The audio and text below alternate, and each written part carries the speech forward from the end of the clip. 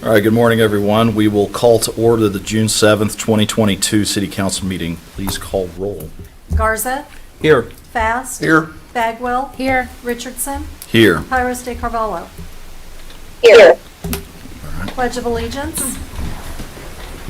Pledge allegiance to the flag of the United States of America, and to the republic for which it stands, one nation, under God, indivisible, with liberty and justice for all. All right, for our prayer, we have Mr. Darrell Peterson leading us. If I could, I'd like to say just a little short thing. It'll be good. Okay. You know, as a Christian, I take prayer very seriously. And the issue is that my God is able to do exceedingly abundantly above all we'd ever ask or think. And as city council, I want to give you one little example. It's a short example. It's like this, that as I seek God for whatever, I get answers. And the other thing is about this, simple things. You wouldn't think that God would be concerned about simple things, but I don't know how many has ever lost their keys or ever whatever. I have laid my keys down and lost those things, and I get alone with God, and I said, God, I want you to show me where they're at, and I want to see my keys. And every time, and I can tell you testimonies, but what I want you to see is that as city government, you need more wisdom than your natural wisdom. You need to know how to seek God and let God lead you by the heart. Because whatever decisions you make is going to affect somebody good or somebody on the negative side. And so all I say is we need to pray. Father, we just thank you as this moment in time that, Father God, we come before you. We thank you, Lord God, that, Father, you're always with us. But maybe we're not listening to you, but Father God, that we have a heart to open up, to receive, Father God, the direction, to help this city to become exactly what you want it to be. Not so much man, but Father God, the city that you want it to be. We thank you, Father God, for our leadership. We thank you for our police force and our fire department. And Father, for our council members, Lord God. We just pray for each and every one of these. And Father, for the leadership, for the whoever that is in leadership role, that Father, they listen, they do, and they use wisdom, but most of all, that we need to hook common sense up with what we do. And I thank you, Father God, for much common sense. In Jesus' precious name, amen. Amen. Thank you. Next item, please. Item 4A, a proclamation for Juneteenth Independence Day. All right. Ms. Tipton, do you want to join me? Good. All right. Whereas Juneteenth is a celebration that commemorates the official ending of slavery in Confederate states, and whereas President Abraham Lincoln's Emancipation Proclamation was issued January 1st, 1863, but news of the end of slavery did not reach the frontier areas of the United States, particularly the southwestern states, until June 19th, 1862, when Union soldiers arrived in Galveston, Texas, with news that the Civil War had ended and that the enslaved were free.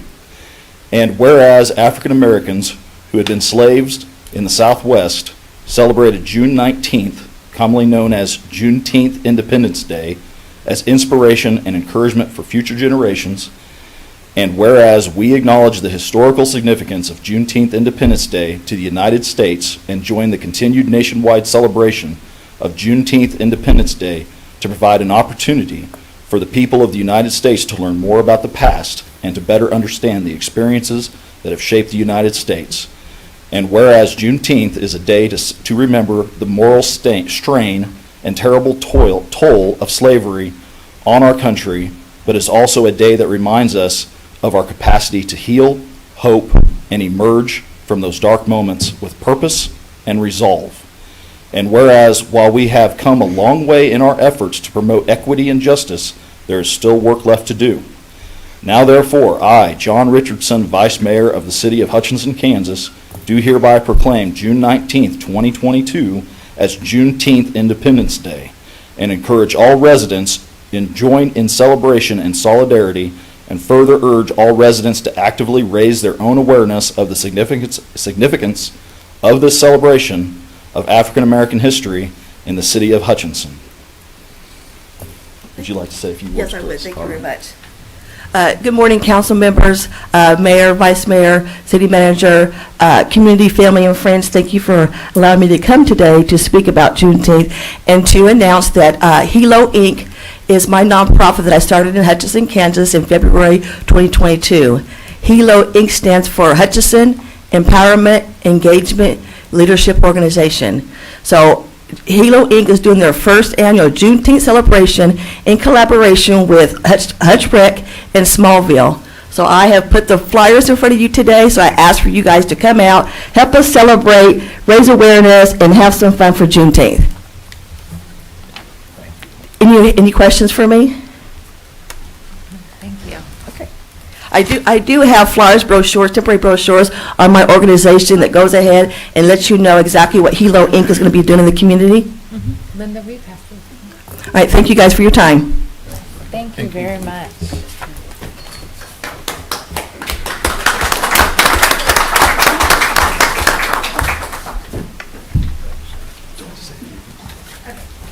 Item 4B, a proclamation for Smallville, Kansas. Oh, I'm sorry. I'm sorry. Okay, I am Alexia with the NAACP Youth Group, and announce yourself, please. This is Maddie. She is Maddie, the president of the NAACP Youth Group, and I am with the activities board on the NAACP Youth Group, and we are also hosting a Juneteenth, which consists of 3 days. So you have June 16th, which is a talent show that if anybody, which we're still seeking talent, so if you know anybody that has talent, contact me on Facebook.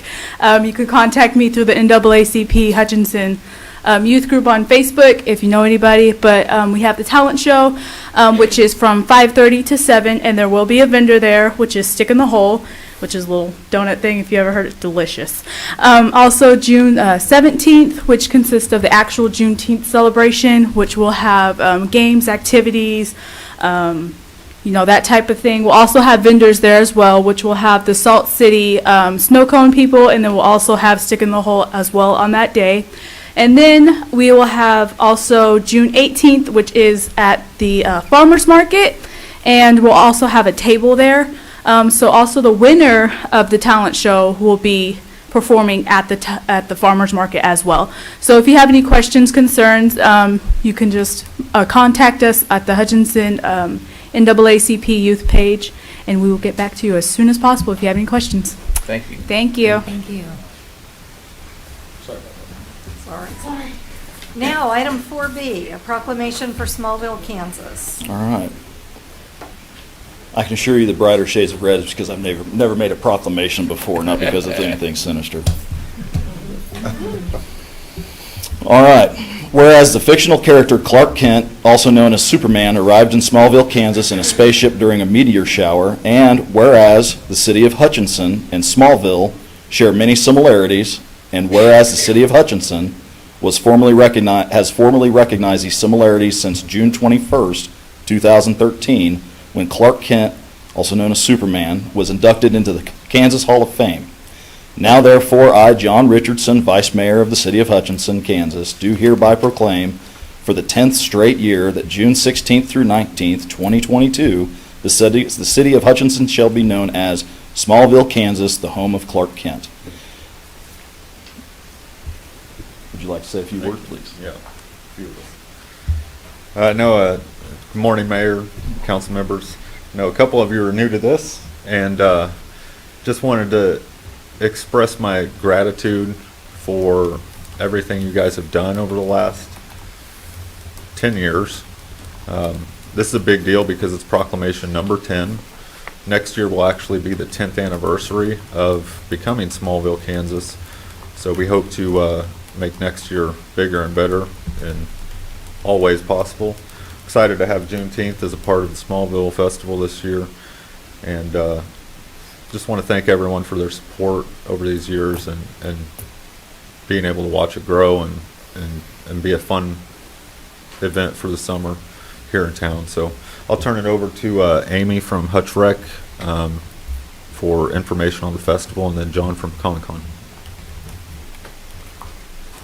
Good morning. Amy Conkling, Assistant Executive Director for Hutch Rec.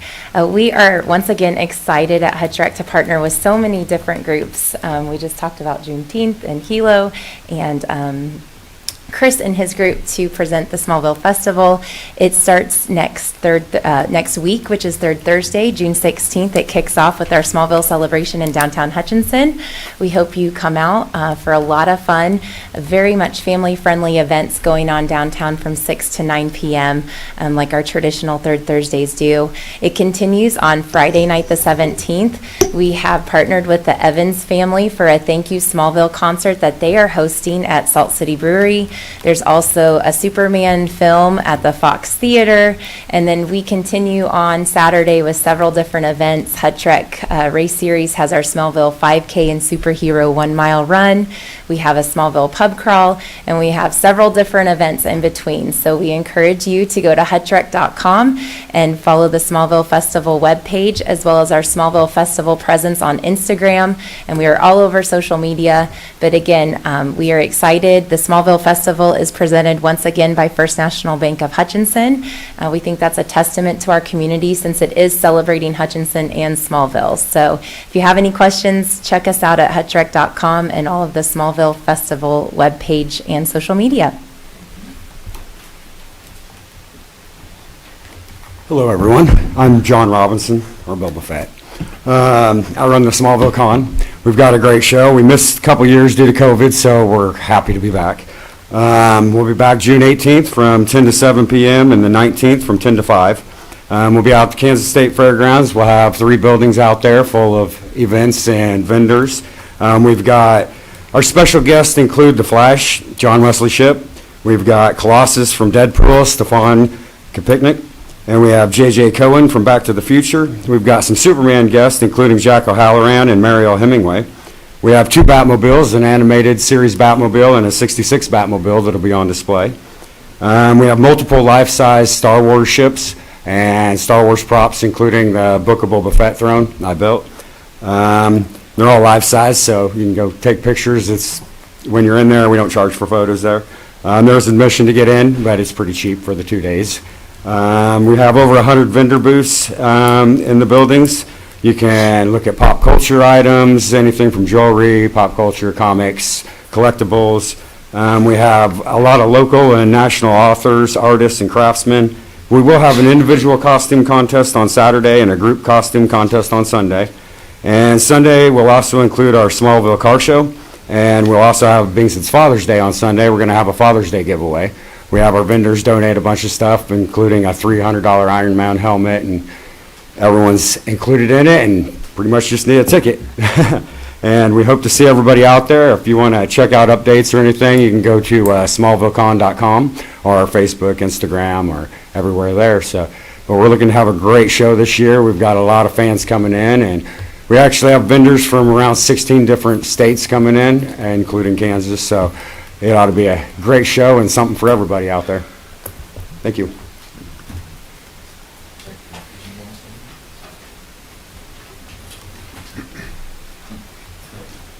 I'm Batman. Thank you very much.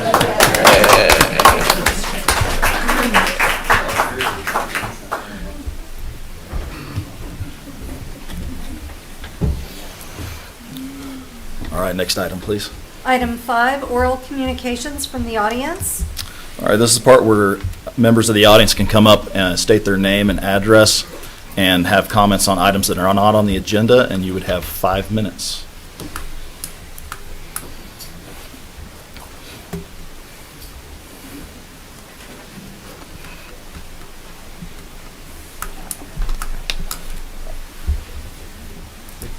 Good morning. Good morning, Mayor and the Council. My name is Zach Cloves. I'm the Chairman of the Airport Advisory Committee here in town. We're an 8-member board that meets with Peter Miller, the airport manager, every month. We also meet with the air traffic control manager and some of the other tenants out at the airport. Our board is designated to do things such as putting together the open houses, kind of promoting activity out there, and kind of giving a sounding board for some of Peter's operations. We have been having a lot of exciting events the last few years out at the airport. A few of them, council a couple years ago approved the building of 8 new T-hangars out there on the south end of the property, and happy to report those are all filled and being occupied. There's been a flying club that's been established and has about 8 to 10 people that are flying aircraft and doing flight training, which is something that we haven't really had in Hutch for a while. Big Brothers Big Sisters has done a Hops in the Hangar fundraiser for the last couple of years, and we've had 2 successful open houses. Trying to do them every other year, but COVID kind of got in the way. Airport operations have pretty much returned to pre-COVID levels, largely thanks to a military fueling contract that Wells Aircraft was able to secure. But we've got a couple things coming up on the horizon that I'm going to let a couple of these folks talk about. But we've got some potential for some additional grant funding, and kind of driving that is an airport business plan that was approved in the budget, and we're trying to get kicked off here. So I'm not sure who's going next. Turn it over to Jerry Kahn and let him talk about some of that. Good morning. My name is Jerome Kahn, 1824 Nickerson Boulevard. I'd like to thank the council for their ongoing support of the airport over the many decades. And the airport does represent over $18 million annual impact to the city, and that was as of 2018. It's also the first impression many business leaders have of our community when they fly in. A lot of executives use corporate aircraft because of the efficiencies, and so they use the Hutchinson Airport. Also, the military uses the Hutchinson Airport quite a bit. We have some near-term funding issues that already, you guys have been very good about that. We got some apron repair going on for the Midwest FBO, and we probably have some funds for reserve funding. We have a business plan coming up that we have to develop, and we require a steering committee. So we need to establish this steering committee to vet industry-specific consulting applicants to develop a long-term business plan. The steering committee would also manage the consulting firm to ensure a useful plan is developed that suits our community. We desire at least 2 council members to make up a steering committee with other stakeholders. Some of the stakeholders would be Chamber of Commerce, airport tenants, some advisory members, air traffic control, etc. They'll be responsible to ensure the study is giving us our money's worth and hold the consultants to deliver good quality data. When studies require to develop a business plan, we got 6 points on the business plan. We need to develop existing tenants and new tenants, airport management and staffing requirements, airport branding and marketing to draw new business and tenants, hangar and facility development to support growth, safe and planned development for non-aeronautical lands, and the future use of runway 422. And I think I'll hand it off to one of these gentlemen. All right, Doug Bennett, 7315 North Monroe. Let's see, I was just going to add the last 2 bullet points we have here. We've got an opportunity here for a potential for a new control tower. There was one of the infrastructure bills that was thrown out. I don't remember which one. There's, I guess, 2 or 3 different ones that were part of this process. There's an opportunity for us to actually be able to leverage federal funding for this, a 95% match. Our current control tower was built in 1951. It is one of the oldest tower facilities in the state of Kansas. So I think that probably gives us the opportunity to, be kind of first on the list, hopefully. But anyway, there's a current grant that we were able to apply for, so we at least got our name in the hat for them to actually look at us and potentially give us that opportunity. Peter's got it scheduled out for like a 5-year plan for them to potentially go out and then do some studies to find out if they need to build an entire new tower or refurbish what we have or whatever there is like that. I'm just saying that it's a good opportunity because a 95% match is huge. And the last thing I was going to mention was we're trying at the Airport Advisory Committee to keep promoting the airport. Of course, that's our goal. And so last year we had our fly-in that we had, and we're planning on having another one next year. So currently we're trying to do every 2 years to see if we can get people excited to come out to the airport and experience the fly-in like we did the year before. So thank you. Scott Cooley, 225 South Main. Just want to kind of wrap things up and say that we appreciate all the support of the council, city staff that make the airport as great as it is. It's a huge regional asset for us. There's a lot of behind-the-scenes things that go on that, a lot of people just don't see, and it's one of the most highly efficiently run airports throughout the state of Kansas, we found. So just looking forward to trying to further develop the airport, make it more attractive to local business, to regional business, and also the stakeholder businesses here in Hutchinson. So looking forward to some council participation, chamber participation on the steering committee, and seeing what we can do to make it bigger, better, and greater. Thank you, guys. Thank you. I have a question real quick. Did you apply to be considered? Is that what the application was? Okay. Yes, correct. Okay. Does anyone else? Thank you. I think you all know where I stand with the airport and feel like there's a lot of potential out there for expansion and business opportunities and economic opportunities out there. And I appreciate your timing of this. We are looking at the budget and several different things along those lines. So. Looked like you'd be a good candidate to be one of the city council members to sit on the steering. I assume I'll be asked, yes. Thanks, guys.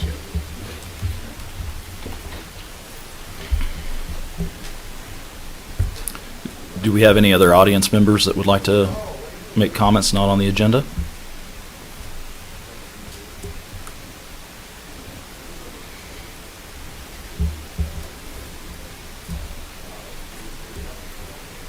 Good morning, council. You know Esmeralda and I from Hutch and Harmony. I'm Natasha Russell. We both live in Hutchinson, Kansas.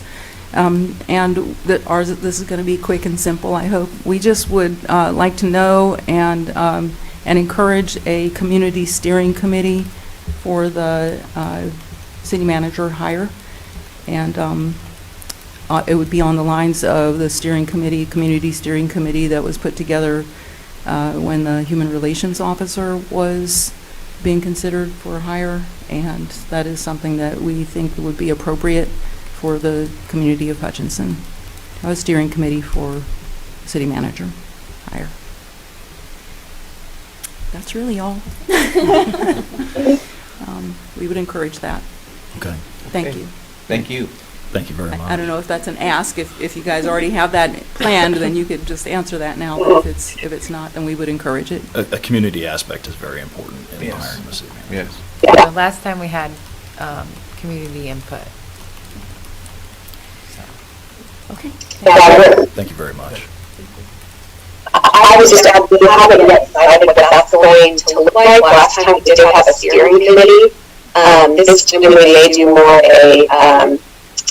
a community forum where people can ask questions. That does make it a little bit more challenging to recruit applicants. So we're still moving through that process. We appreciate your feedback. I definitely think community has to be a piece of the hiring process and the selection process. Thank you. Sorry, I can't tell when Jade wants to talk. I'm looking at the back of her head monitor. There you go. All right, I'll try to pause. All right, thank you very much. Anyone else from the audience? All right, next item, please. Item 6, consent agenda. I will entertain a motion. Make the motion to approve the consent agenda and authorize the mayor to sign. I second that. All right, we have a motion and a second. Garza? Yes. Fast? Yes. Bagwell, Yes. Richardson, Yes. Pyros de Carvalho. Yes. Next item, please. Item 7A, consider ordinance amending City Code Section 21-103, building trades license and certification requirements. Good morning, Mayor and City Council members. My name is Izzy Rivera. I'm the Director and Building Official for the Building and Neighborhood Services Department. The Building Trades Board met on Tuesday, April 26, to discuss amending Article 1, Building Trades License and Certification, Section 2103, which is under the title Exclusions. We discussed items A, 2, and 3, which read, number 2, an owner remodeling or repairing a single-family dwelling other than the home they occupy, provided that all subcontractors are licensed or registered. And number 3, landlords remodeling or repairing property they own.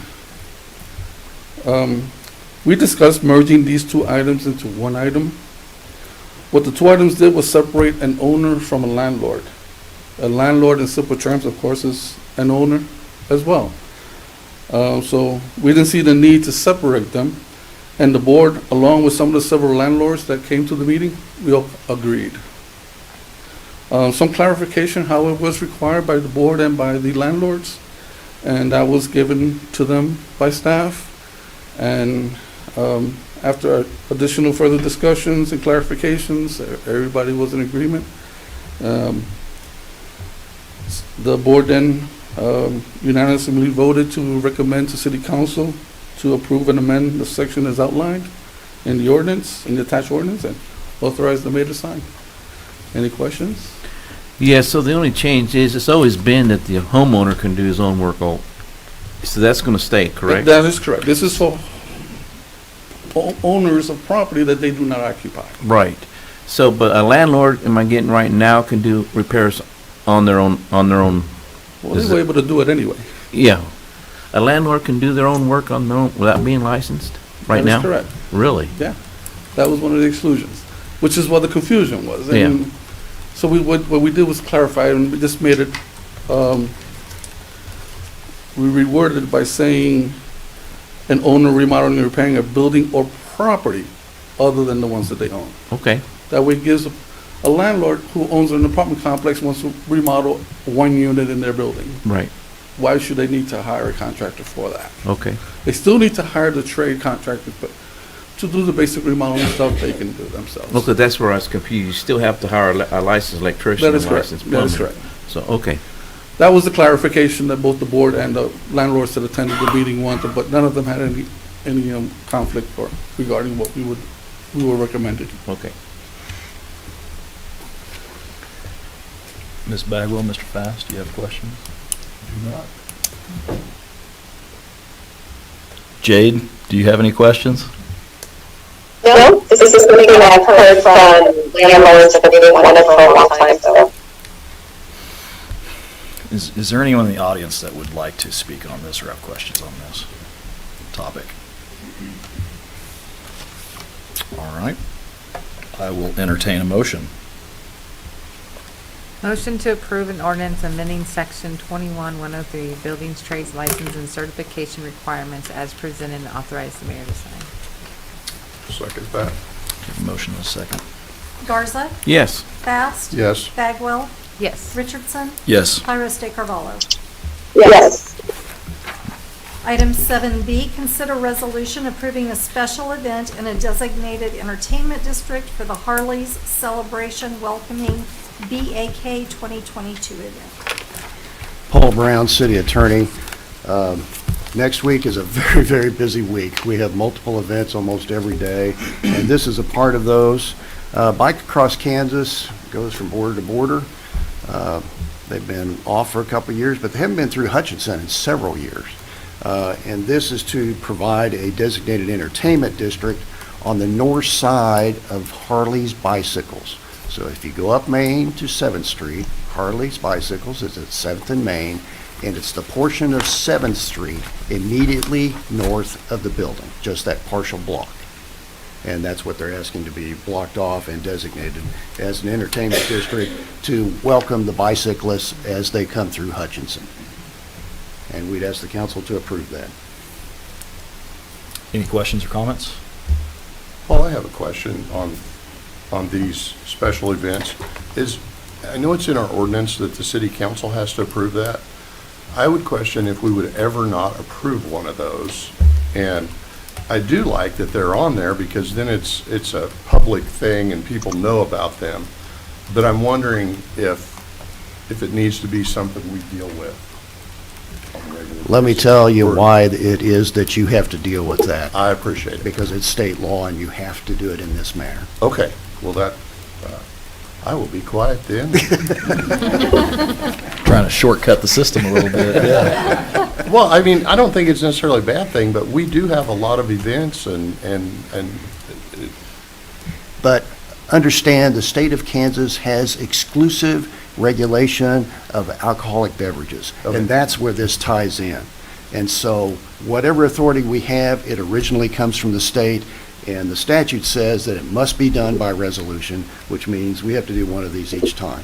And I understand what you're saying. You look at this and say, why doesn't staff just take this and take care well, of it? that's what I would trust the staff to make Yeah. a good decision on this. But we have to do it in this manner because of the state statute. Very good. Thank you. You're welcome. Is there anyone in the audience representing the event that would like to speak on this, or? Okay, I will entertain a motion.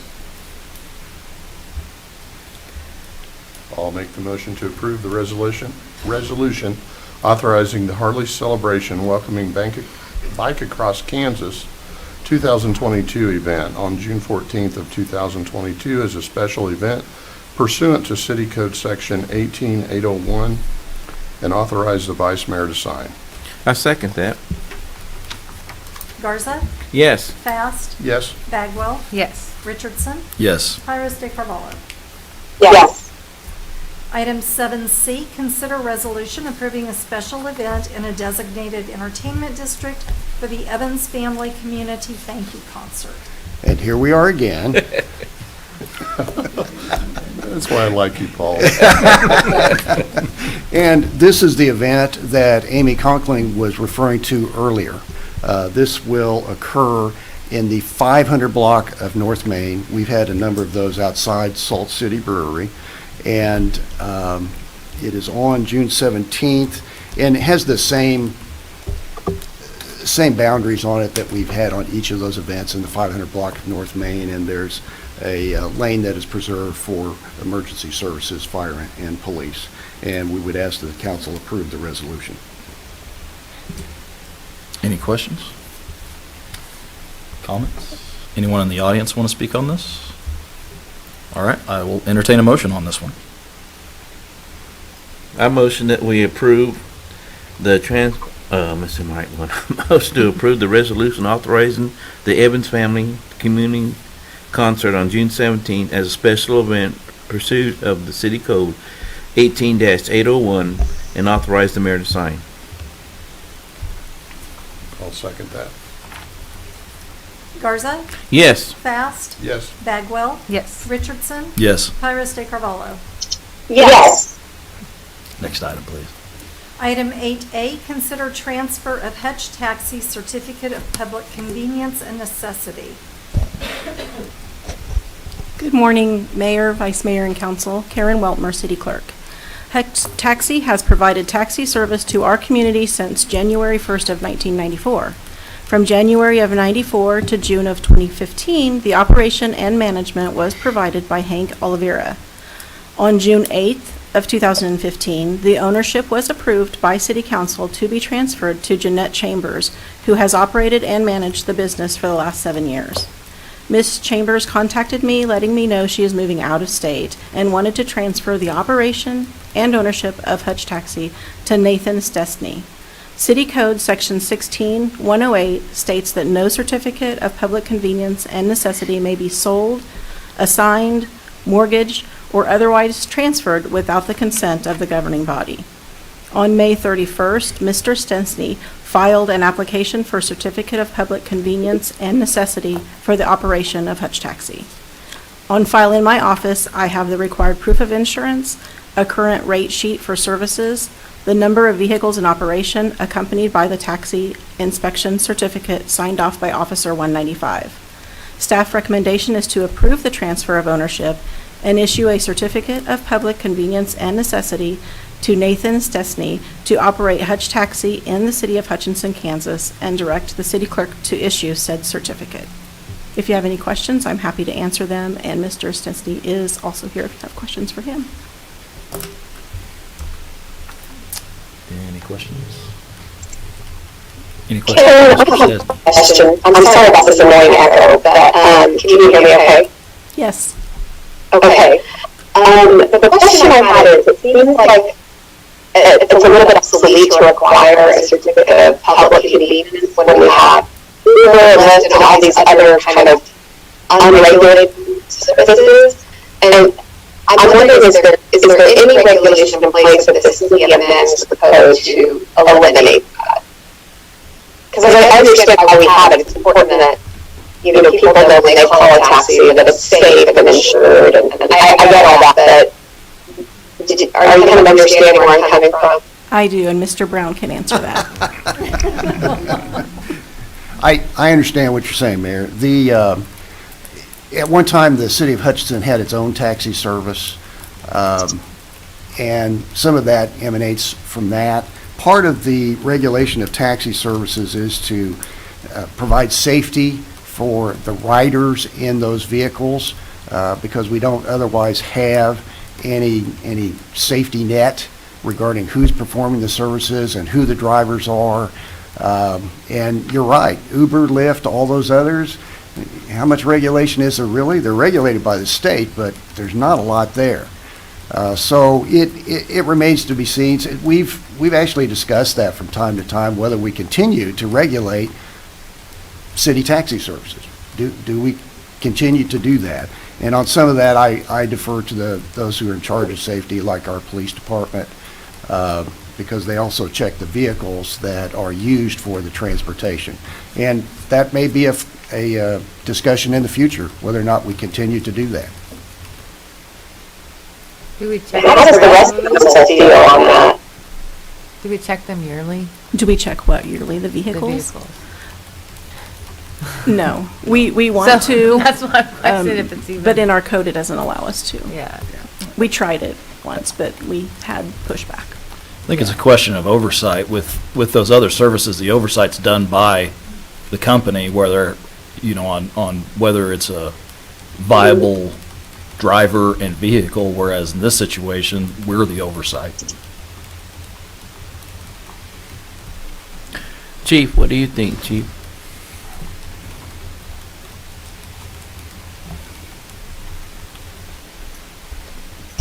Yeah, I certainly understand the point. We do inspect those taxi cabs prior to them being licensed and be able to put on the street. And, I always kind of default to public safety, and I think our ability to regulate that taxi service and ensure the safety of the vehicles and they're operating, functioning properly, and the drivers are licensed and able to drive safely in our community, I think that's a good thing, because like I said, default to public safety. But how often do you do that after the initial setup? That's a good question. I'd have to check on that. I don't know how often we check on that after the initial setup, but. Because the way I'm thinking in my brain is, okay, so I understand the safety, if they have to sign up and they have to do it yearly, so we maintain that the cars are being maintained properly and all of that. If we're going to use the safety card as our prerequisite to why we're doing this in the first place. But if there's there's no follow-up after the initial, everybody knows cars break down, cars become unsafe, all of that stuff, so what's the point? Sure. Yeah, and I would agree that our oversight is superficial at best, Yeah. From those inspections. if And you're I don't sa- know, yeah. and certainly different companies maintain a different standard, because we have several taxi cab companies in town. Different companies maintain a different standard. I think that's probably reflected in the business and whether they have repeat customers Yeah. there. So, really, either way, it takes work off of our plate if we don't have to inspect those vehicles. I said, it just depends on whether the council wants that conducted or not. Well, I think part of it is making sure that users have a recourse on who to call to ensure that the vehicles are safe if they see something that's out of function. So if you're using Uber or Lyft, the driver doesn't want to have their status revoked, so they're incentivized to make sure and keep their corporate overseers happy, so they can keep doing their business.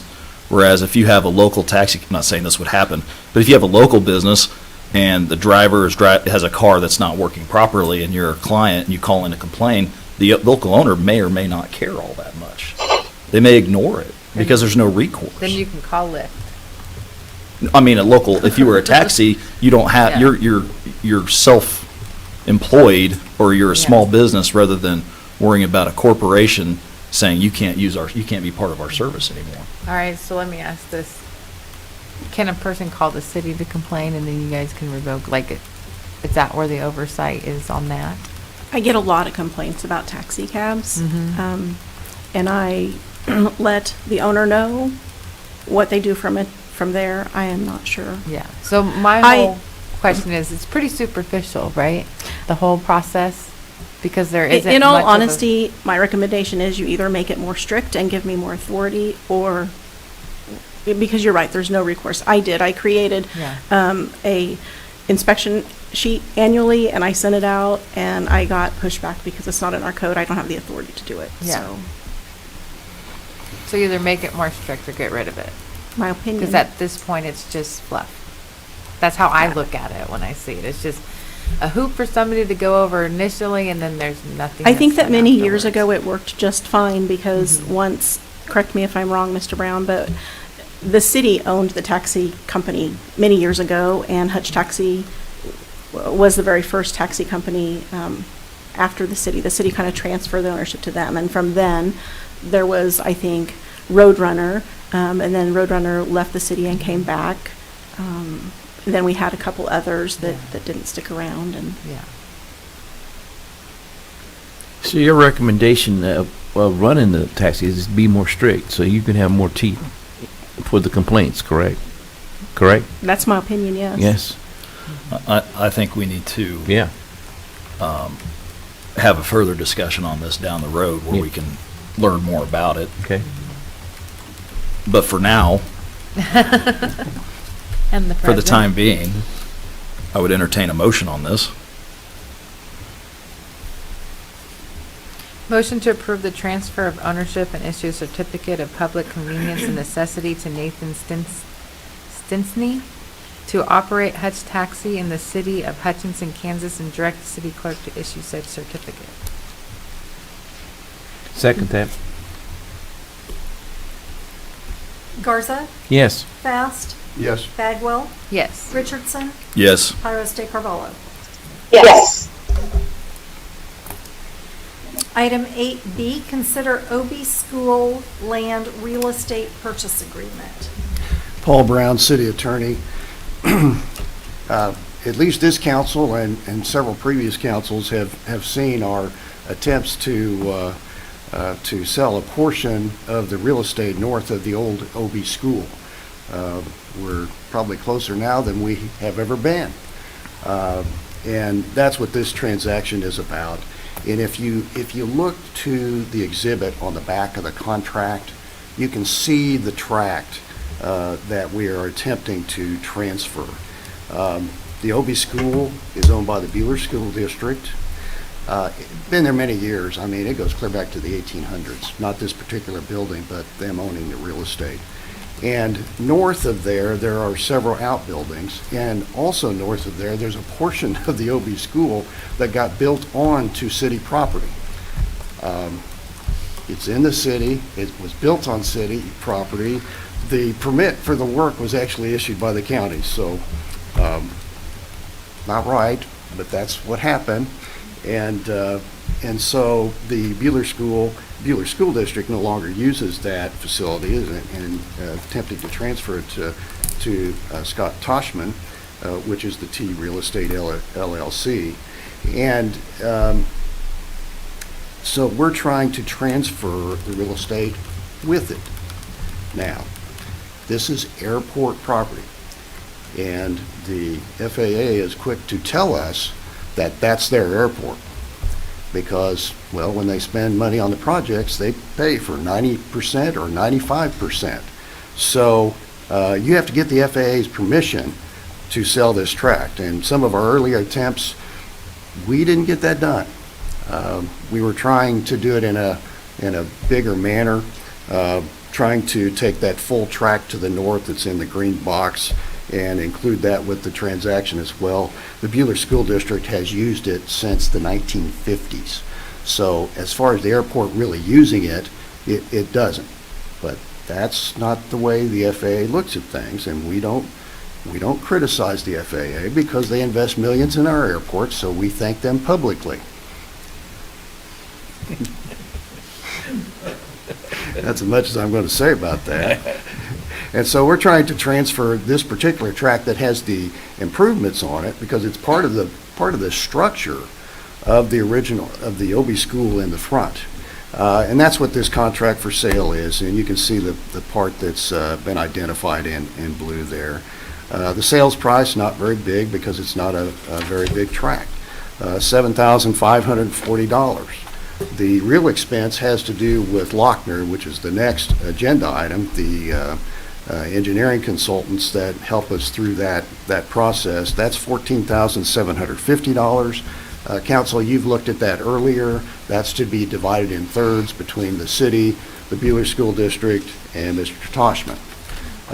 And really, we don't get any further in this process until we pay Lochner and they perform their work.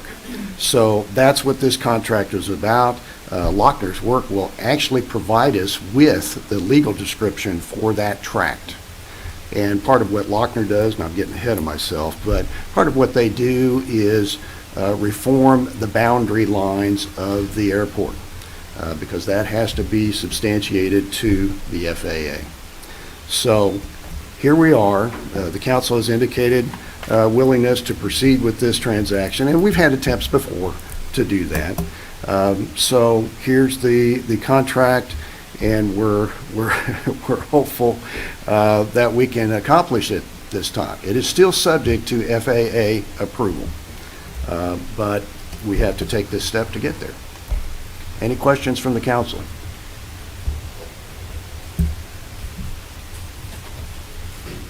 Doesn't look like it. With full appreciation and recognition of the FAA, I would entertain a motion on this. I'll make the motion to approve the contract for sale and purchase of real estate between the City of Hutchinson, Kansas, and T Real Estate LLC, and authorize the Vice Mayor to sign the contract. I'll second that. Garza? Yes. Bass? Yes. Bagwell? Yes. Richardson? Yes. Iris Carvalho? Yes. Item 8C, consider OB School Land Release Engineering Services Agreement. Okay, and this is the contract that I was referring to with Lochner.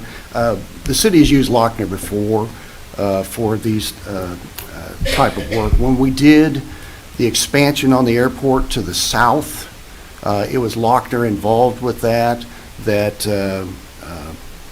They did all the engineering for that. When it was I can't give you the technology on all of this, but it has to do with some of the flight assistance controls at the end of the runway. And we had to move the end of the airport and move 4th Avenue further south. And we had to acquire property for that. And then we had to come up with the description of the property. And if you look at the contract with Lochner for the scope of services, then you will see what they're doing, which is helping to facilitate the involvement with the FAA, as well as, in the part that I was involved with in the past, is what they call Exhibit A property map, which is just a boundary map of the entire airport, all of the tracks that are associated with that. And when you change that or alter that, then you have to go through this process again and has to be approved by the FAA. And it mainly involves just proving title to all the various tracks, and then I have to issue a title opinion that Lochner gets, and then the FAA receives that. But it's quite a process, and that's why you use an engineering firm to help you with that, who is familiar with dealing with the FAA. So to move this along, we have to enter into a contract with FAA. And that cost is split into thirds again. Any questions on this? Well, with great appreciation of the FAA, I make the motion to approve the agreement for services with H.W. Lochner Incorporated for OB School land release for the amount not to exceed $14,750 and authorize the Vice Mayor to sign the contract. I second that. Garza? Yes. Bass? Yes. Bagwell? Yes. Richardson? Yes. Pyrus de Carvalho. Yes. Item 8D, consider bid report for drainage improvements at Farmington Park and Lorraine. Good morning, Council. The drainage improvements at Farmington Park and Lorraine are a project that includes replacing structures and the ditch cleaning at 2 separate locations. The failing pipes at Walnut and Farmington were identified in November of 2017 as being in need of replacement. The pipes have since started failing and need to be replaced. On Tuesday, May 31st, the city received 3 bids for this project. The low bid of $198,903.94 from Ward Davis. The staff recommends that the city council accept the low bid and authorize the mayor to sign the contract with Ward Davis Builders Incorporated.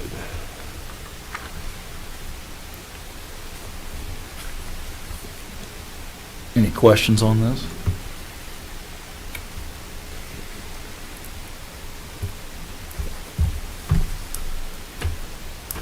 It wasn't a little bit lower. Yeah. I was That's not a gonna little say bit it was lower. quite a bit lower. Yeah. Can you show the area Yes. again, so the public can see the project location and?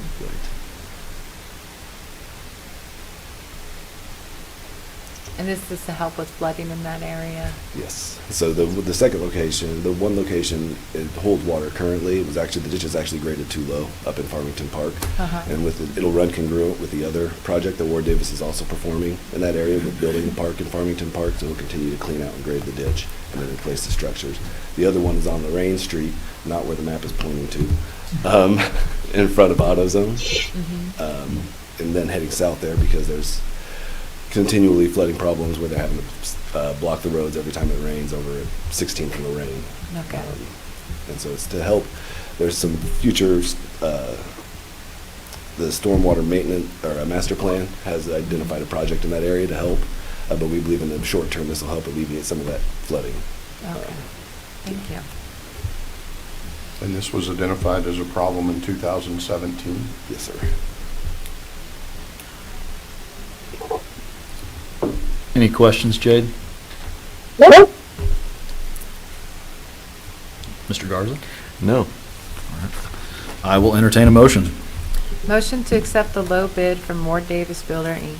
in the amount of $198,903.94 and authorize the vice mayor to sign the contract. I'll second that. Garza? Yes. Bass? Yes. Bagwell? Yes. Richardson? Yes. Pyrus de Carvalho. Yes. Item 8E, consider bid report for Wells 2 and Midwest Malibu parking lot reconstruction. Hey, Jeff Shank. The Wells 2 and Midwest Malibu parking lots were old gravel parking lots. At some point, they kind of graded them out, put a thin layer of asphalt over them. That's begun to fail. What we're proposing is to take and regrade those 2 new parking, remove all the thin asphalt, which is somewhere between a 1/2 inch and 3 inches thick, and we'll actually properly grade it and put in new concrete parking lots. On Wednesday, August 11th, the city received 5 bids for this project. The low bid, including all alternates of $209,086.10, was from Procon Construction. Staff recommends the city council accept the low bid and authorize the mayor to sign the contract with Procon Construction LLC. What are the alternates on this one? So on the Midwest Malibu parking lots out front, we weren't sure how the bids would come in and if we could get it all inside of the budget that we had for it. And so We had some of the current parking areas. We're going to be creating a couple more on the south end, which we believe would house all of the current parking needs that they had. But to keep them with all of the other stalls that they currently have, we made some of them as alternates. So that way, if the bids were a little bit high, we could rock them in, and then at a later time, city staff could go in and conquer those. Any questions? No. Can you remind me about Procon and if you've used them before and where they're out of?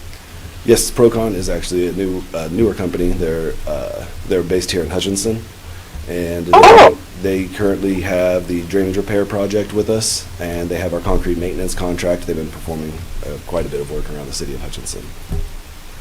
Okay, thank you. Yes. I'll entertain a motion on this one. Motion to accept the low bid and all alternates from Procon Construction in the amount of $209,086.10 and authorize the vice mayor to sign the contract. Second. Garza? Yes. Bast? Yes. Bagwell? Yes. Richardson? Yes. Pyrus de Carvalho? Yes. Item 8F, consider consultant agreement with WSP USA for Avenue B study and Avenue A and Woody Seat interchange design. Good morning, Mayor, Vice Mayor, and council members. Jeff Peterson, Director of Engineering. We all know that the Woody Seat Freeway is an important gateway into the city from South Hutchinson, and approximately 11,000 vehicles travel Woody Seat each day. This project was initiated or started with a Traffic Engineering Assistance Program, or TEAP study, to identify alternates to improve safety at the intersection of Avenue A and Woody Seat, and to reduce the number and severity of those accidents at that location. The study recommended an at-grade roundabout at Avenue A and Woody Seat, and in order to do this, the aging bridges at Avenue A and Avenue B would need to be removed. City staff agrees with the findings of the TEAP study and recommends the design of the at-grade roundabout option. Through this process, the discussions and the presentations, Southwest Bricktown neighborhood has indicated that there is a big desire to keep a connection under Woody Seat at Avenue B in some shape or form. You, as members of the council, have also requested the evaluation of potential options crossing Woody Seat at Avenue B.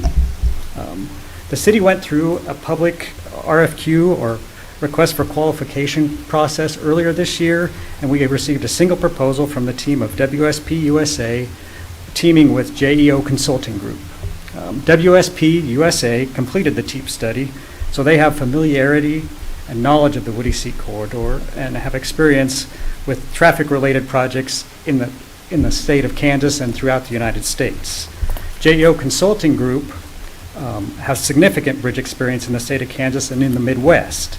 This team has, I believe, the best qualifications, experience, expertise, and personnel to complete this project. So, with that, this contract, in addition to the design of the roundabout at Avenue A at Woody Seat, will also complete an access study to evaluate options and viability to allow passage across Avenue B at Woody Seat. So we can investigate that and see if there's a amenable solution to that. There is a public involvement portion included in this contract, and these options at Avenue B as well as the roundabout will be presented at city council meetings as well as Southwest Bricktown neighborhood for discussion.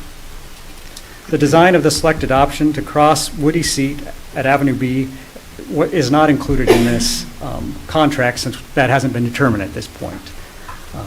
And that can be negotiated when a feasible option is selected. The proposed agreement with WSP USA and their design team for services is an hourly not to exceed contract in the amount of $448,230. Construction engineering services are not included in this agreement, as staff would need to evaluate these needs at the end of the final design when the final scope, including what may be happening at Avenue B, is determined. So we recommend that the city council approve the consultant agreement with WSP USA for an hourly not to exceed contract costs of $448,230 $230, and authorize the mayor to sign the agreement. And the timing of the completion of this access study for potential options on Avenue B would be approximately October of this year, and those discussions would be had, and the public participation portion of the contract would be used at that time, going over the different options that would be addressed at those times. Preliminary estimates of the standalone access study at Avenue B, what we discussed, was discussed at the last council meeting, was approximately $60,000. By including the study and the concurrent design, this saves probably $15,000 to $20,000 going forward in the overall costs of the design and the study, because those things can move concurrently at the same time. Typically, design contracts track to approximately 10% of construction costs, just for a way to compare.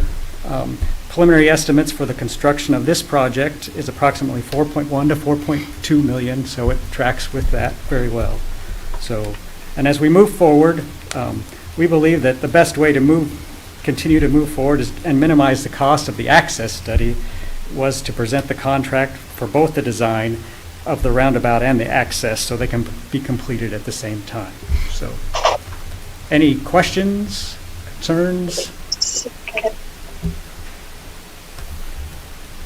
The study includes it with us going with the option of the roundabout. It does. And taking out the two bridges. Taking out, and then a viability study on if there can be an access for B. Correct. Like a walk-through, like pedestrian. Walk-through, or whatever it may be, and whatever configuration it may be determined at that time. And that will be the first thing that's done, is that Correct. access study. It is. That would be, like I said, in October of this year, with then the other portions of the And project. this doesn't include the engineering fee, or it's just this conceptualization? Well, it includes the engineering fee for the at-grade roundabout at Avenue A. Okay. But it does not include any engineering fees for what would happen under Avenue B at this time, Okay. since that hasn't been determined. Okay. And then, okay. So they would take us all the way to the bid letting Correct. on the roundabout option. Correct. And from Avenue C all the way to Avenue A. I mean, the north, the north side of Avenue C. And would bridge. that include like when they're looking, because you said it'd be 60,000 for the study for the standalone for the Avenue? It was. B. That's what was brought up at the last So it's probably going to be about council 40,000 now is what you're... Plus or minus. Plus or minus. With that amount of money, does that include like all options, whether it be pedestrian or even a car tunnel that kind of dips It under? includes a number, I believe, three or four options, which one of them was vehicle access. Others are pedestrian options. Okay. That'll be based on what type of bridge would be needed at that location and available, and what regulatory heights for those different types of facilities. And could it, By doing the design and the study at the same time, we're saving time. And yeah, Correct. time and and money. it's just going to get more expensive the longer. Oh yeah, I'm not saying that. I'm just No, I that's ask good questions. No, that's good. So that you answer them, so the public can hear them. That's what I'm here for. Okay. I'm not asking because I'm disagreeing. I'm asking to get more information Correct. out there. So I just wanted to make sure that it was looking at a range of possibilities for It is that price tag. I would like it to look at Right, and it's a very a big car project. tunnel. A car bringing the grade down so you have the height limits for a car to go through. And we potentially have flooding options on Yeah. that. Because we have a tunnel in the park that already has that area underneath the railroad, but those are discussions. Yes, but something correct. similar to that. I mean, what would the cost? That would probably cost a lot, and then you have, like you said, draining that you'd have to take care of in that particular area and all that. So basically, if we go, because we're putting a pretty big price on the getting the engineering and stuff, we'd all be in agreement to the roundabout and taking out the two bridges, correct? That's the way this is set up, correct? Yes. The Got to pull the idea, Band-Aid off at some point, so. the idea Here we is go. to do the roundabout, design the roundabout. We have about 5 acres there, and I'm not an engineer, but possibly moving the roundabout maybe a little further north and working backwards from that. Yeah. And getting as big of an opening. Now, I know it's not in the contract, but my thought is we need as big an opening as we can for Avenue B. I mean, Correct. for the cars to get through, and it would be a lower bridge than what is there. We want those options. And I have noticed in the contract, there's going to be 2 or 3 other meetings with engineer staff. Correct. Yes, there is. I would like to be involved in those too, so that I understand completely what is being Yes, said. and I think that's a what- good idea. And What like I- goes on. Yep. I think this is a very good compromise for the folks that live in that area, and it also should get us help from the state, because we're going to make every effort to do a roundabout there. Do you agree with that, Jeff? I think that would give us added viability for that, the potential of additional funding or some type of grant funding going forward, yes. And just to be clear, the grants that we did not get were federal monies. Correct. The state, now we're going to ask the state to help us. Right. And they have some new programs or new funding that potentially will come available for the state's roadways and those types of things through the grant, or through the bills that have been passed for infrastructure and those types of things through this COVID era. So, And Jeff, is there any way in the future to prevent the state from just handing this stuff off? I know the county's dealing with something right now with handing that. stuff off. Well, like, here's your new highway and bridges, now take care of it. That's concerning to me, that we're going to have to spend $8 million doing this, Yeah. all because, I know that there's public discussion on those, but that doesn't always preclude us from getting it or not getting it going forward on those types of situations. So. I think the idea with the roundabout is to somewhat right-size the traffic flow through there. It's not a highway anymore, so we don't need all of that infrastructure to maintain. I think that's where they were pushing for the roundabout option in their study. well, and I think that opens up that whole Avenue A. You know, you take a mountain of dirt away. And there's from there. potential for other amenities going along with it. potentially. Yeah, I mean, and I've always said, I want more lighting, more sidewalks down there is included in this project. I want some improvements to this area. I think this is a compromise. I think it's a step in the right direction. And I want to see that it gets done with with some kind of an underpass under B Street. or- I'm just excited that we were going to take a step forward. I agree. Sarah. It's been a process, and I think. But I think there's been some good discussions Yeah. along the way. I do believe that. Oh, I think I mean, those are value in that for sure. I think it bodes well for the Southwest Bricktown area and what their wants and needs are, and trying to balance that with the needs of the whole city. So there's a whole host of things that I think benefited by going through this. Well, and I think it's a great compromise. I'll just leave it at that. And thank you, John, for your work helping with some of your knowledge. Maybe that'll be beneficial. Maybe. Your recognition could end up biting me in the rear end if it doesn't turn out the way you want. I'm kind of like Sarah. I ask questions so the public can hear the answer. I give you credit so that the public can Know who to call when it doesn't go that way. Thank you. Okay. Mr. Garza, I want to hear what you have to say. I have to say some stuff. First of all, I'd like to be involved in that study too with the engineers. Is that possible too? We'll get with them and discuss kind of a way forward on that. Okay. And this has been a long process with South Bricktown. I think this is a good, I'd like to hear from Cecilia, what she thinks. She's the coordinator of the study of South Brick. But I think so far, I think it's a good study. And if it took this long to do it, we heard from people, And I think it's gone real well so far. And Cecilia, I want to hear your comments, please.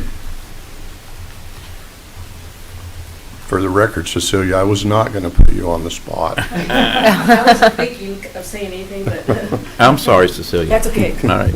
Well, first of all, I'd like to say thank you to all of you. You've stepped up to plate, and you've taken the time to listen to our concerns. I would, however, like to use this platform to reach out to all the residents of our community. I've had some dialogue with some people on Facebook and wanting to know the if, the ands, and buts, and whatever we've discussed here for all this time, and encourage everybody, even though it's in a certain part of town, doesn't mean you shouldn't have an input. It takes involvement to understand. There was a lot of criticism about the money that was being spent. I think we've come to a great compromise, like Greg said.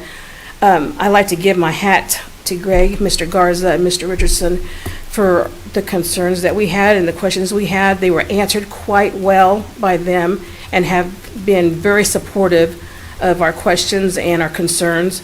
If it wasn't for that, the ball would have probably stopped right where it was at. I agree with you, the ball's moving forward. I'd like to see it continue to move forward. At our task force committee meeting that we had earlier in the week, we were all in consensus with Mr. Fast and said, this is a good compromise, and that's what we wanted all this time, is just compromise and to be heard, and that's happened. So I would like it to continue and to invite all of Hutchinson to, not only just for this issue, but for all issues that are in our community. There's concern for our community. We should show our pride. And this is one way of doing that. And I appreciate all your efforts and everything that you've done. And I would look forward to continuing this. My task force committee and our group in general of Southwest Bricktown are greatly appreciated that you're involving us and would like to take in part of this discussion. And I hope that still continues. And again, thank you very much. Yeah, thanks, CC. All right. Madam Mayor, are you still there? I'm here. Do you have any comments? I do not. It's just excited to see something finally moving forward. Does anyone else in the audience want to say something about this? All right. I will entertain a motion. I'll make the motion to approve the consultant agreement with WSP USA for an hourly rate not to exceed the contract cost of $448,230 and authorize the vice mayor to sign the contract. And I'll be gladly to second it. Garza? Yes. Bass? Yes. Bagwell? Yes. Richardson? Yes. Tyler Stegall? Yes. Item 9, report of city officials. Ms. Bagwell, would you start us off, please? Okay. I actually wanted to talk about, or actually ask staff, I guess this would be a city manager question. I've been talking with people and about the food shortages and stuff like that, and I know in the 1800s community gardens became a thing as a result from food shortages back in the 90s or something like that. And so I didn't know if I know we have those we have like Southwest Bricktown, right? And I'm just going to use you guys as an example because you guys are highly active in your community. If they had a vacant lot that they identified in their Southwest Bricktown to be a community garden, are there any, and they got with the property owners in their community, are there any restrictions about a vacant lot being turned into just a community garden?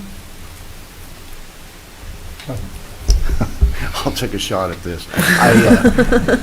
I don't know that there are restrictions. Actually, what I recall is in the planning department, they have materials to help you establish a community garden. Yeah, okay. Because I didn't know how just having water utilities turned on for just water access. If is there anything preventative in our codes is what I'm asking. I understand this isn't a question you're going to answer today, but if you could investigate and get back to me is what I'm asking.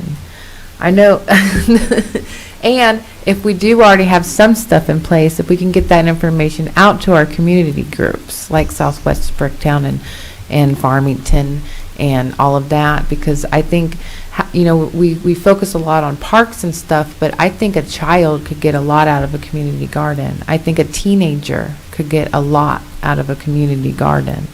And having that ability to where your neighbors are interacting with each other in the morning and having more of we've separated so much with the age of technology, and I feel that community gardens could be something that could help with the food shortages and bring community back together. And I think it should be a focus, not just for parks when we're establishing these communities, but also community gardens should be in the discussion. So if you could get, and if there's any kind of red tape that we could cut through to make it easier, and information that we already have in place that could help, and then we could get with Hutch Rec to talk about those things. I do will let you know the NAACP Youth actually has put in place a community garden in 5th Street and Poplar. What is the street? What address do you have for the 5th Street? So there's a community. Pershing, okay. Yeah. So, and the youth are actually invited to come and work on the garden, and they have aquaponics, and they have chickens as well. So they have all sorts of stuff going on where people can come and work on the garden and then take benefit of the fruit too. All right. Yes, I know. I seen that we have one near the prison, and then I saw another one come up recently. Now I know where that was from. But actually those two reasons are what kind of got me thinking is we need a lot more of these in almost every community so that we have teenagers that can go out and learn how to grow vegetables or take care of chickens and get more of our youth outside in the dirt. And so I thought I did actually see that. I didn't know who was responsible, but I thought it was really great. So I wanted to reach out to the city staff to see what we can do to incorporate that when we're setting up, Farmington or Southwest Bricktown or stuff, and not just focus on kindergarten parks, but something that's I think is gonna be more impactful to the community. I'd be glad to look into that and get back with you with some answers. Okay, thank you. Thank you. It's a good idea. That's all I have today. Mr. Garza? Yes, of course, I always have something to say, but if that doesn't show our citizens that we're coming together, or I told you when I was running that it's going to be a change. Our council's changed. I'm real happy with the council we have. There's change coming. We listen. If that doesn't show you, we listen. I've been to several meetings. I've been to Mr. Fast here. He's done a great job in his community. I've come to all the meetings sitting there and saying how good a job he's done. I've assisted him as much as I can. I'd like to ask Tony, I'd like to get my group organized, sir. Southwest side, please. People have been asking me. I go to their doors and I'm their representative and they tell me, well, we're going to do this. So I want to be as good and upright as Southwest Bricktown. So give me some answers, please. To clarify, are you talking about the around Lincoln School? No, I'm not a Lincoln. I think that's Mr. Fast's area. I'm in Southwest, if I'm right. Well, southeast. It's in the southeast part of town. Is it? Well, then, Yeah, yes. I don't know that it's in your district, Right, but it's I different. believe it is. Yeah. Okay. Yeah. So we are currently doing the data collection for the Lincoln area. Okay. Just to clarify, we don't define the neighborhood ourselves. We let the residents do that. But we do put a lot of demographic information and those sorts of things together for our first neighborhood meetings. Our neighborhood coordinator is currently setting up one-on-one interviews. That's the initial part with residents. That's the initial part of the process. So we will be doing those interviews over the next couple months, and then we'll move into larger neighborhood meetings at the end of the summer. Well, I do have meetings in my group in the Southwest, Southeast District. I need to tell them something. I mean, because when I walk around my neighborhood and talk to my, Yeah, at this point, feel free to have them call Adam Stewart, Hutch Rec, and Okay. he would be happy to set up an interview with them, the one-on-one interviews that we do as part of the process. And, yeah, we are going into that area, and we're also actively working with the downtown area as well. Okay. So those are our two next. I want to plug in there. I think we need to work with the Grandview area. That's a major corridor that we use for business, and I've said this a bunch of times again, that that Grandview area off 4th Street needs to be I agree, yeah. a priority, just as much as like areas around Main Street. And I would like to encourage, I know my uncle lives in Grandview, maybe I'll have him call who? Well, he called me at Hutch Rec. It's, and please know, obviously, it's our program that we believe a lot in, and we would love to be in every neighborhood, but we have capacity issues with just one coordinator, and so that's why it's staged in. As we enter into more neighborhoods, as you can see with the work of Southwest Bricktown, and the work up at Farmington Park, even though we're not, those neighborhoods are established, we're still assisting those residents in their capacity to do the things that Southwest Bricktown and others have done. So as we add more neighborhoods, I that's know, I even just more really work. think that the Grandview area. I'll add another coordinator to a budget request, and we'll see. See, I knew see it. how- Way to go, guys. I knew it would turn into this. See how far that goes. Yeah. So, but great point, and we're looking forward to adding these other two neighborhoods. when I have my meetings, would it help to have Adam come there or not Yes, necessarily? at this point, yeah, that Okay. we're officially on, so, yeah. all right. Get a hold of Adam, and we'll do the work. I will, thank you. Yep. I'm sorry, I couldn't sit there for a little bit. I am so glad to hear Mr. Garza and Sarah say that there is other areas that are needing to get under leadership. And not to pat my own back or Southwest Bricktown, but that's what we're hoping, that's what we were striving for, that we will be used as an example. And I, for example, have my son that I brought on to the wagon of Southwest Bricktown. He was born and raised in that area, but he now is a resident of, did he say Harper? Anyway, one of the districts that he lives in, he lives on East 10th Street. He said he attended 2 of those meetings, and they were small compared to what ours were as far as attendance. But he said, Mom, they just need a little bit, excuse the pun, but a kick in the rear. My son's in his mid-30s, and I just want to encourage your area where you said your dad, is that you said? My uncle. Your uncle, and Mr. Garza has been working hard on his for quite some time, but it does take time. I mean, we didn't start off like this. It took time. We only had a group of attendants, very few, I would say 3 or 4, and now we've increased that number. It does take time, but again, if you really, really want to make a difference in the community, which is ours, not just me in Southwest Bricktown, it's ours. We need to make improvements. I'm so tired of hearing the negative comments on Facebook and in person. Hey, City of Hutch is dead. It's a retirement community. There's nothing to do here.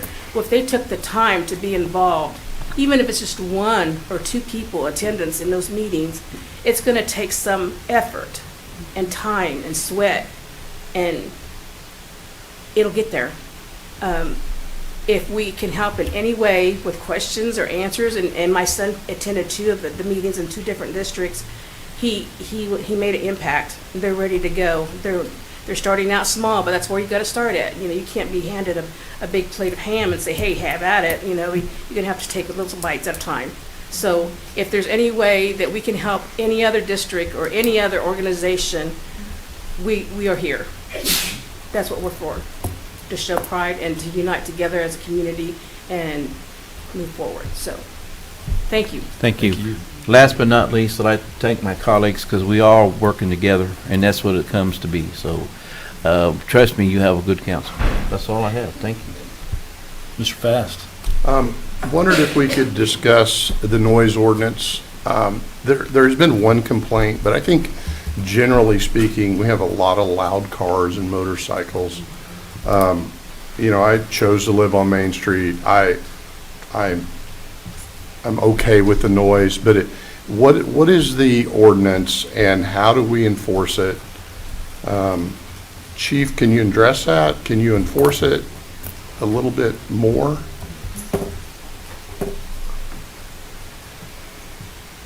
Well, Councilmember Fassett, you may have received just one complaint, but I received those complaints on a fairly regular basis related to traffic, mostly on 30th Street and down Main Street and the loud cars. Our noise ordinance does not apply to those situations.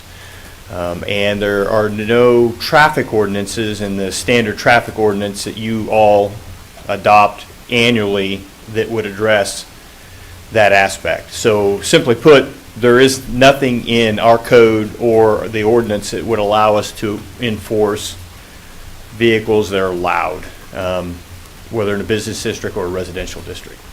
Well, I remember in years past, officers writing tickets for excessive muffler noise. Is that not in there anymore? That used to be enforceable. I know there's a loud music ordinance that if loud music's coming out of a car, you can cite them if you can hear it within 200 feet or something. Yeah, we have an ordinance on amplified music in the city of Hutchinson, so that is the ordinance that affects loud music and things like that. Think about this. How would we determine a violation of a loud muffler? Decibel levels, have decibel meters. Simply, example is a tent meter on a car. If your windows are tinted too darkly, we have a tent meter that we can check that for a violation. We don't have any device, we don't possess a device that we could check the decibel levels of a muffler, and so you would have to, enforcing it's one thing, proving it in court or determining actually that there's a violation would be something that we would have to put in place. And so that's the struggle that we have. If the council was intent or was want to entertain such an ordinance, how would we determine a violation? What noise level would be a violation? Just because it irritated somebody or, was disturbing the quietude, and, different people have different opinions of that. We would have to have something more concrete to determine that particular noise was in violation. And so that's the challenge, I suspect. I understand that. I know that just like a tent meter, there is a decibel. I mean, my church has one. They're constantly monitoring how loud the music is, but one of the things that I've discussed, some things that other cities have done, doesn't necessarily strictly apply to this. The council could entertain some type of nuisance ordinance. I know in my old former city, they had a nuisance ordinance that was mostly directed towards rental properties where landlords would rent out the tenants and they'd have parties all the time and the landlord wasn't monitoring that. And so if you had individuals that were intentionally disturbing a neighborhood on a regular basis, you could look at some type of nuisance ordinance, not strictly designed for noise, but people that are disturbing a particular neighborhood or disruptive house or something of that nature. But that in and of itself would have some challenges as well. Mm-hmm. Yeah, that would address the one complaint I got, but just as a bigger discussion. I appreciate having the discussion. Paul, do you have anything to weigh in on? Of course you do. I'm just going to leave it alone, thanks. Okay. I appreciate that, Chief. I don't know what the rest of the council, how do you feel? I was one of the renters in his old place that was causing the nuisance back in the day. Oh, yeah? So I don't know how I feel about that. Well, anyway, appreciate the discussion, and that helps me to understand a little better. I do think there's a lot of things to be positive about in Hutchinson, and, I know the chamber always talks about how, I think the latest thing that the chamber has mentioned is that, like, Hutchinson has, like, one of the top 20 most diverse economic, we are in the top 20 of the most diverse economic cities in the United States. And I think part of the reason we are that is because of things like Smallville and things like the mine, things like the Cosmosphere. And just for the record, not for the record, but I had an opportunity to to take my niece and her kids down in the salt mine, I think on Labor Day or Memorial Day, and it was great. Those little kids' eyes lit up. So there is plenty to do, lots of things that we need to be proud of, and we do need to take care of our stuff and be proud of those. And one of the zoo is having a groundbreaking ceremony tomorrow at 3:30 p.m. for the I think it's the Nature Play expansion, excuse me. So I invite everybody out to attend that, and I think with that, John? I don't know the proper order here between me and the monitor. Miss Mayor, do you have anything? I forgot she was here. Well, Greg asked my question about the noise ordinance, and I would encourage us to continue having that conversation and maybe do some research on what other communities are doing, because I continue to get complaints, and I know it's not, we have to learn from scratch. These exist all over. Secondly, I just wanted to give a shout out to all the community groups that are putting together these events going on in the next few weeks. I encourage the public to go out and support them and take advantage of the great fun events we have. So, thank you. Is Mr. Sotelo still here? Is the mixer tonight? Yes, it is. Could you speak on that real quick, please?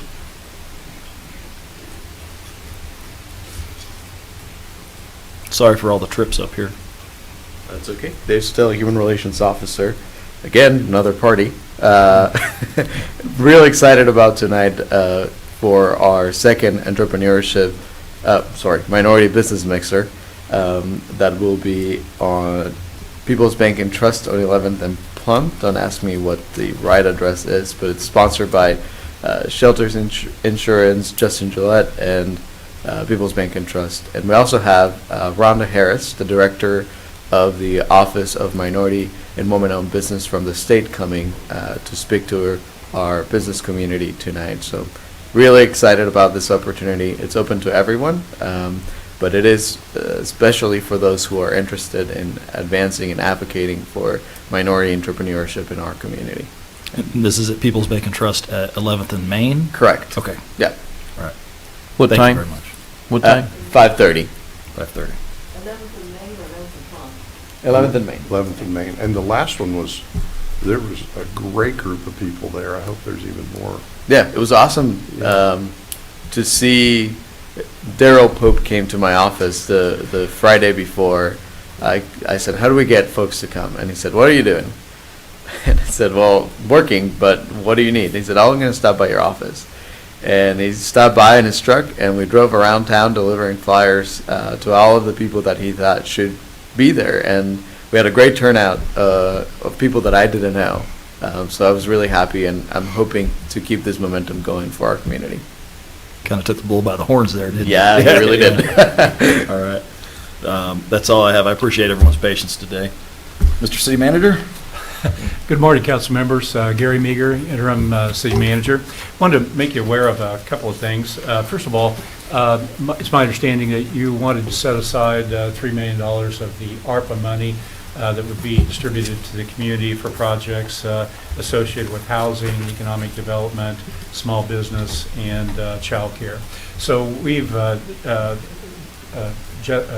Angela and I have put together a RFP, a request for proposal, that we're getting out to the community today.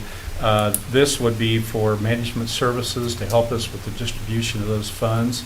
Kind of the timeline we're looking for with the RFP, or request for proposal, is we're doing the announcement today. On the 14th, we would have a pre-award meeting where those that are wanting to engage or submit a request for proposal can meet with us to talk about the needs and try to answer some of their questions. We'd ask for the submissions then to be on the 28th of June, and then we would bring those back to you probably on the 5th or the 21st, depending upon or I'm sorry, 5th or the 19th, I believe it is, depending upon how many we receive and how long it takes to go through those, so that we could get some help with distributing those funds. The next thing I want to just mention with regard to the budget, kind of give you a quick idea where we're at. We are working with department heads currently. They're submitting some information to Angela. By tomorrow, we're trying to put that all together, have it ready for you on the June 13th work session meeting, and then we're hoping to have a final review on June 21st or July 5th, depending on how long it takes us to put things together, kind of a final review for you on the budget. One of the things that we were working on is we met with a developer yesterday with regard to, he has interest in doing what's called a rural housing incentive district. That may be new to you. I know that this was talked about back in 2015. There was a policy that was developed in 2016. We've asked the developer to put together some information so that we can help evaluate that and bring that to you at some point.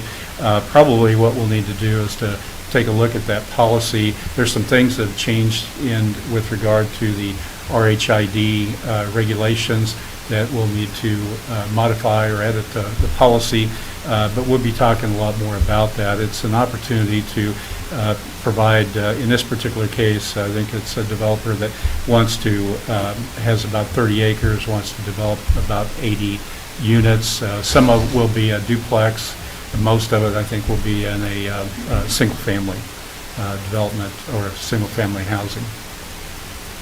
So. Okay, I have a question on the R funds, the funds. Yes, sir. Who's going to make the rules on it, how each thing works, the housing, how this person gets money for the house? That's what this, that's what the management consulting will help us develop that criteria so that we can evaluate, because you have several different categories. So one of the things we want to do is to work with the consultant trying to, form those opportunities to evaluate those projects. So we want to make sure it's done fair. Absolutely. Make sure that everybody gets a fair chance at all childcare, housing, and all that. I mean, right. Don't you think we should have some way where the community would have a say in what rules we see, or is that? What do you think? I mean, I think that the community should have a say in how the rules are built. I don't know. Yeah, once we get the community already did. That's why we're using the community input as part of the rubric. But they didn't make the rules yet. There's no rules to it. I know they said that housing was one, childcare was one, but did they make? Okay, well, go ahead. Well, I mean, and if that's, once we get the management and consulting service, identify a group that's going to help us with that, if that's what the council wants to do, is to have an opportunity for additional public hearing on some of those things, we could certainly try to put that into the process. I know, Steve, we talked a little bit about that in our ARPA fund special meeting. We talked about developing rubrics that would push people to the top. Based off the community feedback. Based off of that, exactly Yes. right. So I think that, that's why we're going to hire a management company. And I think it'll be fair. I don't know, but I think that the community has spoken. I know. In my point, I'll be honest with you. My point of view, they have spoken that we need the housing, we need childcare, but the rules, in my point of view, hasn't been set. That's what my understanding. And I just want to make sure it's done fair. That's my bottom line. So we'll just wait till we get to that point. Yeah. Part of that, Angela Richard, Director of Finance, part of that RFP is to engage with community groups like the Housing Commission for advice on what criteria to set for housing standards. So if somebody's going to apply to use the housing money, this RFP is structured so that whoever proposes on this will help guide that, but you will have ultimate say.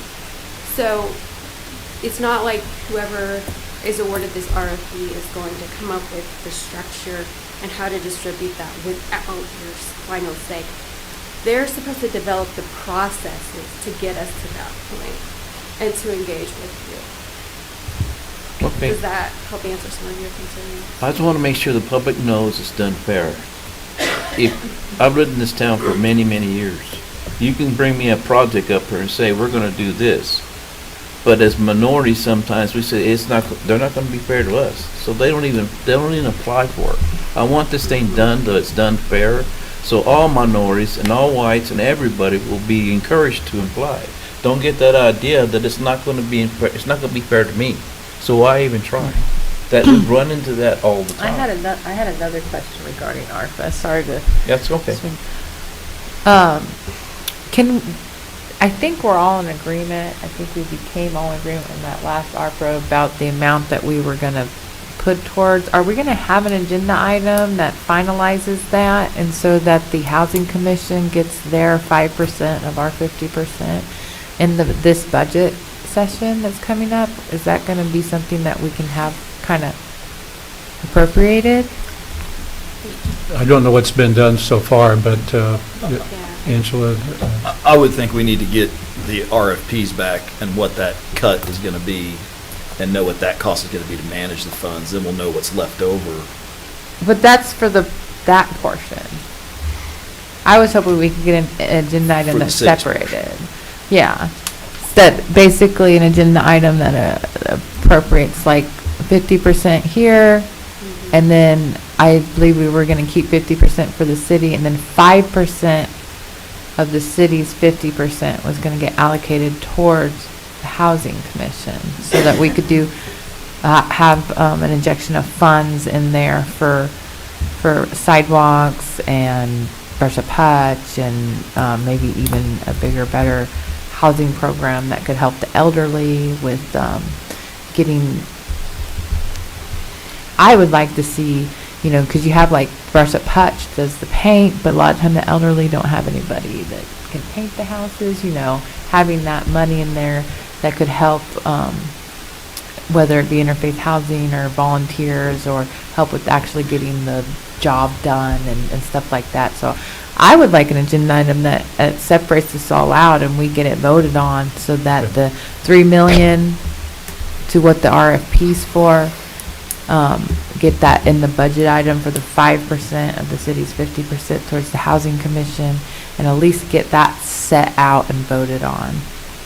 We can discuss that with and how we bring that back to council. Yeah. Okay. We'll look at that and bring it back. That's what you want to do, so we can get that sorted out. Yeah. Okay. Any other questions, Mr. Garza, on that? No, I just want to if I don't understand it, how can I explain it to my colleagues when I walk out there? Is it going to be fair to me? Right now, I don't see. All I see, in my mind, when we went to those meetings, it was just said we set so much money for here, so much money for here, so much money for here. But in my mind, when I sat, we made no rules on who's going to get it, how they're going to get it. No, we didn't. We touched on some possible rules, such as if it's a need that's ongoing versus a one-time startup. Right. We also talked about if it's something, a rule could be if it's a community-wide benefit versus a small group in the community, weighing some of those things out.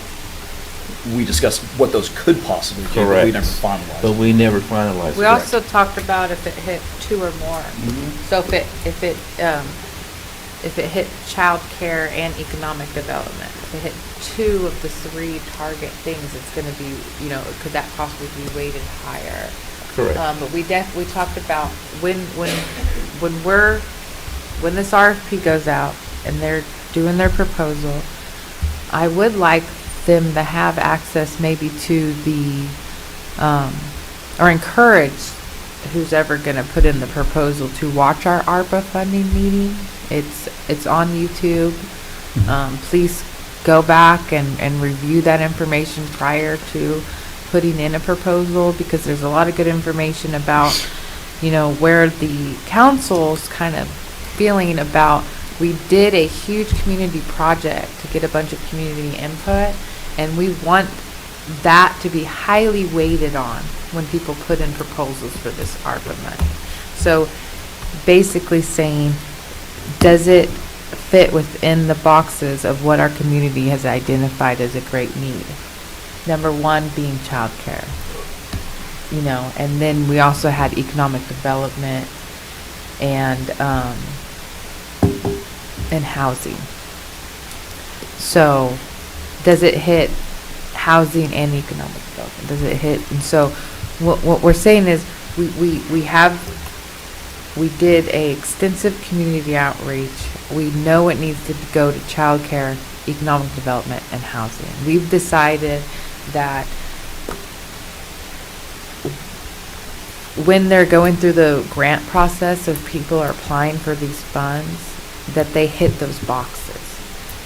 So I would encourage before a community, like a person puts in a proposal for this program, that they watch that meeting, and that's where we're saying is they're going to set up a process where somebody can go in with a business plan, request grant funding, and submit it, and then it'll go through a review process. And the proposal with the consultant is going to set up that review process. So then they can go in, and hopefully the intent of having a good process set up is so that the monies is going towards what the community has identified. That's the whole process of what we're doing right now, Steve, is to make sure that we have a process. So that we don't just have projects where people go to the city, they apply for the ARPA grants, it comes up here, and we just, oh, that sounds good, and no, we want to make sure that we are having a third party set up a good process that takes into account all the community work that we put into it, and making sure that these ARPA funds are going towards the top 3 things that the community has identified as a need. Last thing I'm going to say is this: make sure it's fair to everybody and the citizens understand it. That's all I have to say. That's why they put me here, to make sure everything is fair. And that's why all of us are here, to make sure everything is fair. Okay, that's all I got. Thank you. Well, thank you, and we'll make sure that that's really what the meeting on June 14th is all about, is to talk with those that are interested in submitting about these kinds of issues, to make sure that they understand what, you know, the council is going to be looking at, what the city needs, and make sure that we're addressing those situations. And Sarah, rather than that be an agenda item with the Housing Commission, can't that just be a part of the budget that we make? Well, that's what I was asking. I didn't know if we needed to. I mean, I thought we had consensus that that would. But it wasn't at an actual meeting like this. True. Maybe we ought to do It was that. at a study session, so I would like it to come back as. Okay, that's fair. It's more transparent. Okay. Yeah. So everybody knows. Okay. And then that way it could be plugged into the budget. Because I want to make sure that it's plugged into this year's budget, that the Housing Commission at the city gets the 5% of the city's 50%. Okay? With that, I'd entertain a motion for adjournment. Motion to adjourn. Second? Garza? Yes. Kraft? Yes. Bagwell? Yes. Richardson? Yes. Thomas Picarolo?